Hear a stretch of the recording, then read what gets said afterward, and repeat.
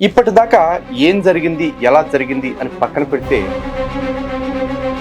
ఈ 28వ మహాయుగానికి ముందు ఉన్న 27 మహాయుగాల్లో ఎవరున్నారు అంటే మొట్టమొదటి వ్యాసుడు. అంతటి విశిష్టమైన వ్యాస పూర్ణిమ రోజున అనేక సందర్భాల్లో సాక్షాత్తు ఇక వ్యాస భగవానుడి తర్వాత అంత స్థాయిలో ఇప్పుడు మనకి జ్ఞానాన్ని అందించిన వ్యక్తి కలియుగంలో వ్యాసుడు మాకు ప్రమాణం కాదు, శంకరాచార్యుల విగ్రహాలు బయటపడేయాలనేవాడు ఎవడన్నా ఉంటే సాయిబాబాకి గురువు అనిపించుకునే యోగ్యత ఉందా?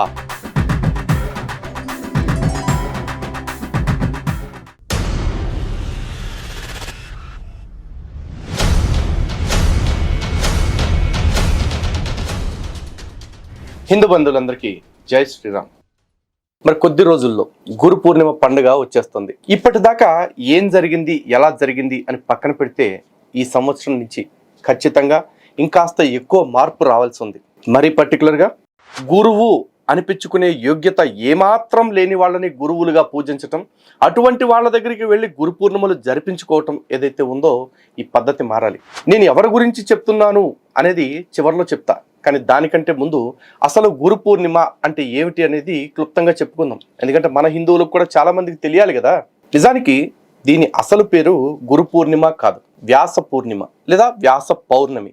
అంటే వ్యాస భగవానుడి యొక్క పుట్టినరోజుని సనాతన ధర్మంలో ఈ రోజు మనం ఏదైతే చూస్తున్నామో సనాతన ధర్మ విజ్ఞాన సర్వస్వం కూడా వ్యాసోచ్చిష్టమే. అందుకే వ్యాసోచ్చిష్టం జగత్ సర్వం అని చెప్తారు. అంటే ఇప్పుడు మనం వింటున్న అనుకుంటున్న జ్ఞానం అంతా కూడా వ్యాసుల వారి యొక్క ఉచ్చిష్టము. అంటే ఆయన ఎంగిలి మాత్రమే. ఎంగిలి అంటే ఇది అవమానకరమైన పదం కాదు, అంటే ఆయన నోటి నుంచి వచ్చినదే ప్రతిదీ కూడా. చాలా మందికి కూడా తెలుసు, కానీ ఒకటి అరా తెలియని వాళ్ళు ఎవరైనా ఉంటే వాళ్ళకి తెలియాలన్న ఉద్దేశంతో చెప్తున్నా. ఈ వ్యాస భగవానులు వేదాలను విభజన చేశారు, వేదాంత రచన చేయించారు, బ్రహ్మసూత్రాలు రచించారు, అష్టాదశ పురాణాలు మన కోసం అందచేశారు, మహాభారతం లాంటి అద్భుతమైన ఒక ఉద్గ్రంథాన్ని, ఒక ఇతిహాసాన్ని మన కోసం ఇచ్చారు. వీటన్నిటి యొక్క లక్ష్యం ఒకటే, కలియుగంలో ఉండే ప్రజలందరికీ కూడా ధర్మాన్ని మరింత సింప్లిఫై చేసి ప్రతి వాళ్ళకి అర్థమయ్యేలాగా చేయాలనుకున్నారు. అంటే మనం అందరం కూడా అధర్మం అనే చీకట్టు నుండి ధర్మం అనే వెలుగు వైపు నడవాలి అని వ్యాస భగవానుడు కృషి చేశారు. అందుకే ఆయనకి గుర్తుగా, ఆయన కొరకు కృతజ్ఞతగా ఆయన పుట్టినరోజుని మనం వ్యాస పూర్ణిమ అని జరుపుకుంటున్నాం. అయితే ఈ వ్యాసుడు ఎప్పుడు పుట్టారు అనేది ఫస్ట్ తెలుసుకోవాలి. చాలా మంది ఏమనుకుంటారంటే ద్వాపర యుగంలో పుట్టారండి వ్యాస భగవానుడు అనుకుంటారు. అది కొంతవరకే నిజం. కారణం ఏంటి అంటే ద్వాపర యుగంలో పుట్టిన వారి పేరు కృష్ణద్వైపాయనుడు. మరి కృష్ణద్వైపాయనుడిని వ్యాసుడిగా ఎందుకు పిలుస్తున్నాము లేదా వ్యాసుడిగా ఎందుకు కొలుస్తున్నాము అంటే ఈ వ్యాస అనేది ఒక పేరు కాదు, ఒక పదవి. ఏ విధంగా అయితే యమధర్మరాజు ఒక పదవో, ఏ విధంగా ఇంద్రుడు ఒక పదవో, అలాగే వ్యాస అనేది కూడా ఒక పదవి. ప్రతి మహాయుగానికి ఒక్కో వ్యాసుడు ఉంటాడు. మహాయుగము అంటే ప్రతి 4 యుగాల్ని కలిపి ఒక మహాయుగము అంటారు. అందులో కృత, త్రేత, ద్వాపర, కలియుగాలు ఉంటాయి. మొత్తం కలిపి 43,20,000 సంవత్సరాలు ఉంటుంది. అటువంటి ఒక మహాయుగానికి ఒక్కో వ్యాసుడు ఉంటాడు. ఈ కాల ప్రమాణాన్ని కొంతమంది అంగీకరించవచ్చు, అంగీకరించకపోవచ్చు. ఎవరు అంగీకరించినా అంగీకరించకపోయినా మన సనాతన ధర్మం ఇది చెప్తుంది అంటే దానికి ఖచ్చితంగా ఏదో లెక్క ఉంటుంది. అలాంటి చతుర్యుగానికి ఉండే వ్యాసుల్లో ఇప్పటి మహాయుగానికి ఉన్న వ్యాసుల వారి పేరు కృష్ణద్వైపాయనుడు. మరి ఇది ఎన్నో యుగము అంటే ఇది 28వ మహాయుగం ప్రస్తుతం మనం ఉంటున్నది. మరి ఈ 28 మహాయుగాలకి ముందు ఎవరున్నారు వ్యాసులుగా అంటే దీనికి ముందు కూడా అనేక మన్వంతరాలు గడిచాయి, అనేక మహాయుగాలు గడిచాయి. అయితే ఈ 28వ మహాయుగానికి ముందు ఉన్న 27 మహాయుగాల్లో ఎవరున్నారు అంటే మొట్టమొదటి వ్యాసుడు సాక్షాత్తు బ్రహ్మదేవుడు. ఆ తర్వాత 2వ యుగానికి స్వయంభూ మనువు. ఇక ఆ తర్వాత క్రమానుగతంగా శుక్రాచార్యుల వారు, దేవగురువైన బృహస్పతి, సాక్షాత్తు సూర్యుడు, యమధర్మరాజు, అదేవిధంగా వశిష్ఠ మహర్షి, ఆ తర్వాత వాల్మీకి మహర్షి, వీళ్ళందరూ కూడా వ్యాసులుగా ఆయా మహాయుగాల్లో ఉన్నారు. ప్రతి మహాయుగంలో కూడా ఈ 4 యుగాల చక్రం అనేది ఉంటుంది. అంటే కృత, త్రేత, ద్వాపర, కలియుగాలు అనేవి ప్రతి మహాయుగంలో కూడా ఉంటాయి. అలాంటి మహాయుగాల్లో 28వ మహాయుగం ఇప్పుడు మనం చూస్తున్నాం. ఈ 28వ మహాయుగానికి ముందు నుంచి చూసుకున్నట్లయితే 24వ మహాయుగానికి వాల్మీకి మహర్షి వ్యాస భగవానుడిగా ఉన్నారు. ఇక ఆ తర్వాత 25వ మహాయుగానికి శక్తి మహర్షి. ఈ శక్తి మహర్షి అంటే ఎవరు? సాక్షాత్తు వశిష్ఠ మహర్షి యొక్క కుమారుడు. అందుకే విష్ణు సహస్రనామ స్తోత్రంలో కూడా మనకు ఒక శ్లోకం వస్తుంది, వ్యాసం వశిష్ఠ నప్తారం శక్తే పౌత్రమకల్మషం అని చెప్పేసి. వ్యాసం వశిష్ఠ నప్తారం శక్తే పౌత్రమకల్మషం అంటే వశిష్ఠ మహర్షి యొక్క ముని మనవడు, శక్తి మహర్షి యొక్క మనవడు, పరాశర మహర్షి యొక్క కుమారుడు అయిన వ్యాస భగవానుడికి అని చెప్పేసి చెప్తున్నారు. అంటే సాక్షాత్తు వశిష్ఠ మహర్షి వ్యాస పదవిని అలంకరిస్తే ఆ తర్వాత శక్తి మహర్షి 25వ మహాయుగానికి వ్యాసుడిగా ఉన్నారు. ఆ తర్వాత 26వ మహాయుగానికి ఆ శక్తి మహర్షి కుమారుడైన వ్యాస మహర్షి, ప్రస్తుత కృష్ణద్వైపాయన వ్యాస మహర్షి యొక్క తండ్రి అయిన పరాశర మహర్షి వ్యాసుడిగా ఉన్నారు. ఆ తర్వాత 27వ మహాయుగానికి జాతూకర్ణ మహర్షి వ్యాసుడిగా ఉన్నారు. ఈయన వేదాలకు వ్యాకరణ నియమాలని ఏర్పాటు చేసిన వారు. ఆ తర్వాత 28వ మహాయుగానికి ఇప్పుడు మనం చూస్తున్న వ్యాసుల వారు కృష్ణద్వైపాయనుడు. ఇక రాబోయే 29వ మహాయుగానికి వ్యాస పదవిని అలంకరించబోయేది ద్రోణాచార్యుడి కుమారుడైన అశ్వత్థామ. ఈ విధంగా ఈ వ్యాస అనే శబ్దానికి ఎంతో గొప్ప అర్థం ఉంది. వ్యాస అనే శబ్దానికి అర్థం ఏంటి? వేదాలని లేదా జ్ఞానాన్ని విభజించేవాడు, విస్తరించేవాడు అని 2 రకాల అర్థాలు వస్తాయి.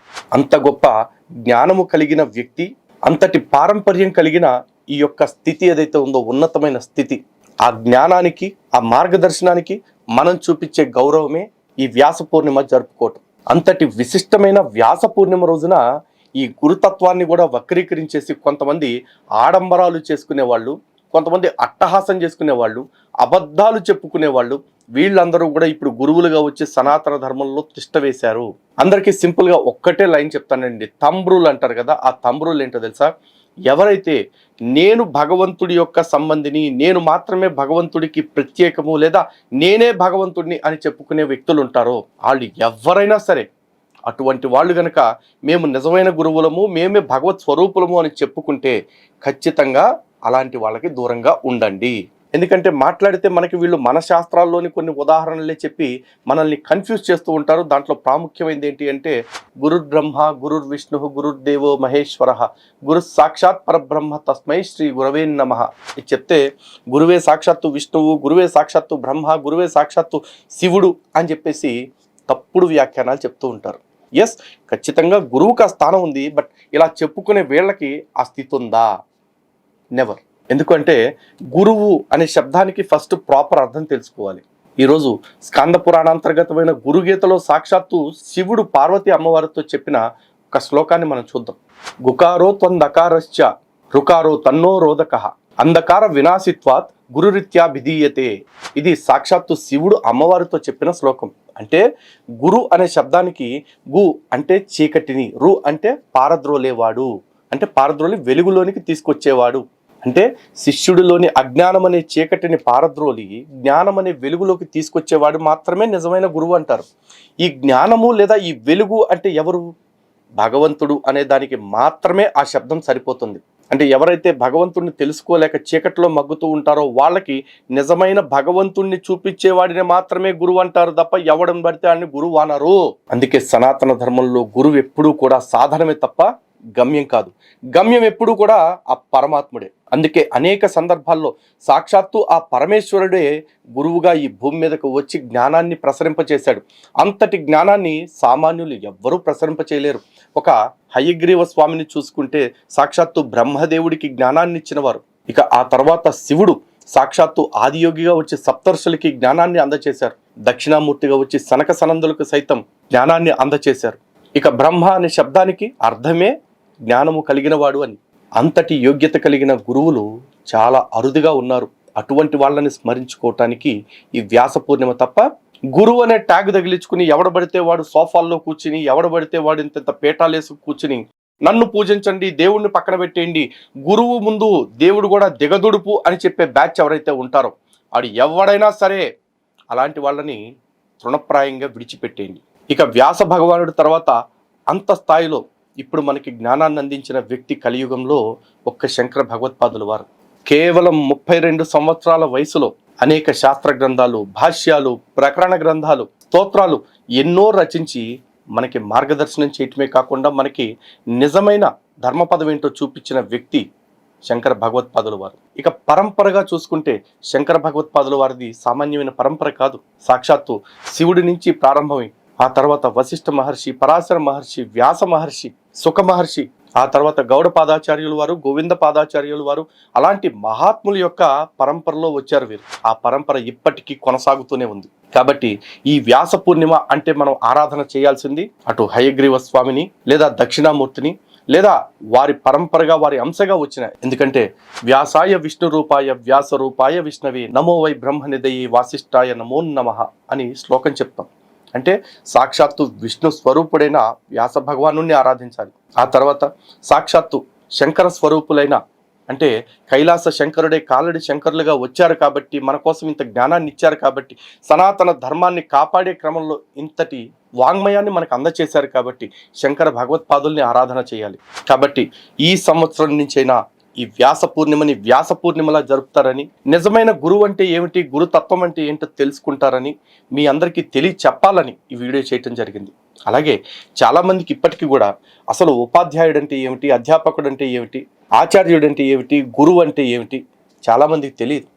నిజానికి ఉపాధ్యాయుడు అంటే మనకి దగ్గరగా ఉండి పాఠాలు చెప్పేవాళ్ళు, అంటే ఒక ప్రాథమిక దశ విద్యని మాత్రం మనకు అందచేసేవాళ్ళు.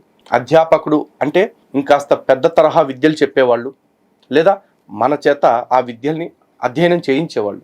ఇక మూడవది ఆచార్యుడు, అంటే ఏదైనా సరే తను ఆచరిస్తూ మన చేత ఆచరింప చేయిస్తూ మనల్ని ముందుకు నడిపించే వాళ్ళని ఆచార్యుడు అంటారు. ఓ రకంగా చెప్పాలంటే టీచరు, లెక్చరరు, ఆ తర్వాత ఇప్పుడు ఆచార్యుడు అంటే ప్రొఫెసర్. కానీ గురువు అంటే ఇందాక చెప్పాను కదా, చీకటిలో నుండి కంప్లీట్గా వెలుతురులోకి నడిపించేవాడిని గురువు అంటారు. ఆ స్థితికి, ఆ స్థాయికి ఇంకొకళ్ళతో పోలిక లేదు, పోటీ లేదు. ఎవడిని పడితే వాడిని ఆ పేరుతో పిలవనూ కూడదు. అండ్ మరీ పర్టికులర్గా నేనే దేవుడిని, నేను దేవుడికి ఆల్టర్నేటివ్ని అని చెప్పుకుంటే మాత్రం ఖచ్చితంగా వాడు అబద్ధం చెప్తున్నాడు, వాడు మోసగాడు. అలాంటి మోసగాడు నుంచి మిమ్మల్ని మీరు కాపాడుకుంటూ ఉండాలి. మీ వంశాన్ని, మీ పిల్లల్ని, మీ ఆడవాళ్ళను కూడా కాపాడుకోవాలి. అలాగే చాలామంది ఇప్పటికీ గురువుల మాయలో ఉంటే మీకు అనిపించవచ్చు, మా గురువు గారికి ఏం తక్కువ అని చెప్పేసి. మీ గురువు గారికి ఏం తక్కువ ఏమి ఎక్కువ తెలుసుకోవాలి అంటే ఆ గురువుకి ఈ శంకరులు లేకపోతే వ్యాస భగవానులు చెప్పిన జ్ఞానానికి కంపారిటివ్గా చెప్పుకోండి. ఈ గురువు ఒక్కటైనా సరే శంకర భగవత్పాదులు చెప్పండి, వ్యాసుల వారు చెప్పనిది కొత్త జ్ఞానాన్ని ఒక్కటంటే ఒక్కటి లోకోపకారం చేసే జ్ఞానాన్ని చెప్పాడా లేదా అని ఆలోచించుకోండి. అలా చెప్పకుండా శంకరులని, వ్యాసుల వారిని అవమానించేవాడు, వ్యాసుడు మాకు ప్రమాణం కాదు, శంకరాచార్యుల విగ్రహాలు బయటపడేయాలనేవాడు ఎవడన్నా ఉంటే అలాంటి పందులతో దూరంగా ఉండండి. అండ్ ఇక చివరాఖరగా చాలా మందికి ఉండే డౌట్, సాయిబాబాకి గురువు అనిపించుకునే యోగ్యత ఉందా, లేకపోతే దైవం అనిపించుకునే యోగ్యత ఉందా అని.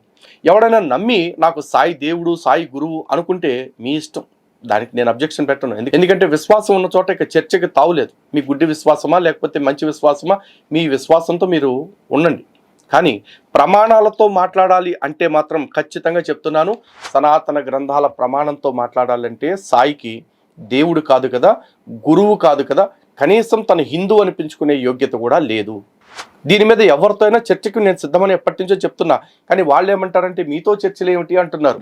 బాబు గుర్తుపెట్టుకోండి, ఎవరైనా ప్రశ్నించేవాడితోనే చర్చ చేయాలి, ప్రశ్నించేవాడికే సమాధానం ఇచ్చి వాడిని కన్విన్స్ చేయాలి. కానీ అలా కాకుండా మేము ఇలాగే చేస్తాము అంటే మీ ఇష్టం వచ్చినట్టు చేయండి. కానీ నా హిందువులకి సరైన మార్గదర్శనం చేసుకునే హక్కు, స్వేచ్ఛ ఈ రెండూ నాకున్నాయి. కాబట్టి నా హిందువులు మోసపూరిత మార్గాల్లో వెళ్లకుండా వాళ్ళని సరైన మార్గంలో నడిచేలాగా శాస్త్ర ప్రమాణాలతో కూడిన వాక్యాలు చెప్పుకునే యోగ్యత, అర్హత రెండూ నాకున్నాయి. అదే నేను చేస్తూ ఉన్నాను. సో మీకు నచ్చిన వాటి కోసం నా ధర్మానికి సంబంధించినవి చెప్పుకోవద్దని మీరు నన్ను బ్లాక్మెయిల్ చేసే స్థితి ఉండకూడదు. సో హిందూ బంధువులారా, మీ అందరికీ అర్థమయ్యేలాగా క్లుప్తంగా చెప్పానని అనుకుంటున్నాను. అందుకే ఈ సంవత్సరం నుంచైనా వ్యాస పూర్ణిమని వ్యాస పూర్ణిమలాగా జరుపుకుందాం. ఇప్పటికే వ్యాస పూర్ణిమని వ్యాస పూర్ణిమలాగా జరుపుకుంటున్న మహాత్ములు ఎవరన్నా ఉంటే వాళ్ళందరికీ కూడా హృదయపూర్వక నమస్కారాలు తెలియజేస్తున్నాను. ఇక ముందు మారాల్సిన వాళ్ళు ఎవరైనా ఉంటే దయచేసి ఈ విషయాలు తెలుసుకున్న తర్వాత అయినా మారతారని మనస్ఫూర్తిగా కోరుకుంటున్నాను. ఇప్పటికే చాలామంది నాకు వీడియోస్ ఫార్వర్డ్ చేస్తూ ఉన్నారు. ఇంట్లో నుంచి పాత ఖాతాలు, అంటే సాయిబాబా విగ్రహాలు అవి బయట పడేస్తున్నవి, పగలగొడుతున్న వీడియోస్ చాలామంది వాట్సాప్ చేస్తూ ఉన్నారు. అది ఒకటో అరో అయితే మనం షార్ట్స్లో పెట్టడానికి అవుతుంది, కానీ రోజు 2-3 పంపిస్తూ ఉంటే ప్రతిరోజు అవే షార్ట్స్లో పెట్టలేకపోతున్నాం. బట్ స్టిల్ అవన్నీ కూడా మనకి ఎవిడెన్స్ లాగా ఉంటుంది. అట్లాంటి వాళ్ళు ఎవరన్నా ఉంటే కనుక మా నెంబర్కి వాట్సాప్ చేయండి. కానీ మళ్ళీ చెప్పేది ఏంటి అంటే, మనం ఏది చేసినా కూడా గౌరవప్రదంగా చేద్దాం. ఆయన విగ్రహాలు తీసేయాలి ఇంట్లోంచి అనుకుంటే తీసి గౌరవప్రదమైన స్థానంలో పెట్టేయండి, లేదా నిమజ్జనం చేయండి. అంతేగాని ఎలా పడితే అలా పగలగొట్టేయకండి. ఇది జస్ట్ ఒక అడ్వైస్, మీరు తీసుకోవాల్సిన అవసరం ఏం లేదు, బట్ నా సైడ్ నుంచి నేను చేసే అడ్వైస్. సో రాబోయే వ్యాస పూర్ణిమని నిజమైన గురువుల ఆధ్వర్యంలో వ్యాస పూర్ణిమని వ్యాస పూర్ణిమలాగే జరుపుకుంటారని, సాయి పూర్ణిమలాగా మార్చడాన్ని మనస్ఫూర్తిగా కోరుకుంటున్నాను. జై శ్రీరామ్, భారత్ మాతకి జై.